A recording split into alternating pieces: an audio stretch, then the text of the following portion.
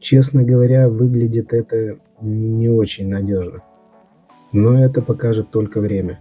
Можно сказать точно, что такие резинки не смогут погасить весь шум нажатия, особенно если вы любите постучать по клаве. В таком случае лучше присмотреться к классическим силиконовым вставкам. У нижнего хаузинга направляющие классические, здесь ничего особенного. Сильно расстраивает то, когда производитель смазывает передние ножки стема, которые отвечают за тактильность. Благо делают это роботы и жидкой смазкой, так что такая смазка продержится недолго. Вручную мы смазываем направляющие, стем только по бокам и вместе с резинками, и верхнюю крышку свеча.